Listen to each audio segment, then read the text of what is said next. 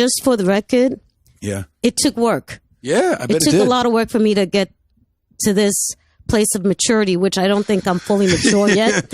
For instance, when I went against Giuliani, when he tried to cut DOS, Direct Aid Service, the only city service at that time for AIDS patients, and I was so angry. He was supposed to show up at the walkathon in New York. I thought I said hell, but they said, no, you said fuck. And I said, oh, okay. That was one of my PTSD blanking out rage moments where I got up in front of a massive crowd of hundreds and thousands of people on a mic at a podium in Central Park, AIDS Walkathon Day, all cameras there. And he was supposed to show up as a gesture of good faith after that ugly fight we had with him about cutting DOS. And he didn't show up. They said he's not coming. And for him to come, it was a victory for us. Right.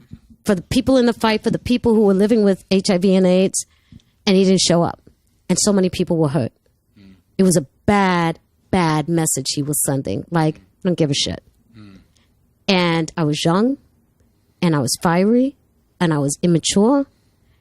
And a friend of mine just passed away from AIDS, so I was highly emotional. And I got up on the mic and I said, and where the fuck is Giuliani? Oh, scandal. Oh my gosh. I was asked to leave immediately. I was banned from the park. You know what I mean? Like, they banned you from the park? They banned me from the park. Really? Yeah. How do you ban Rosie Perez from a park in New York? Know. They were like, you're banned. And I didn't go back to the walkathon until like maybe 15, 20 years later. Wow.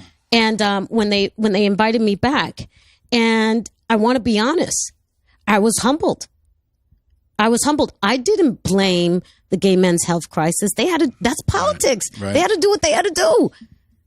You know what I mean? They're like, sorry, Rose, we love you, but yeah, but you know what? Like, I gotta, have your back. And people get too twisted up about, your word choice. As a guy who loves an F-bomb, okay, and drops the word fuck as often as I need to, in part sometimes because it's effective in communicating the emotion that you have.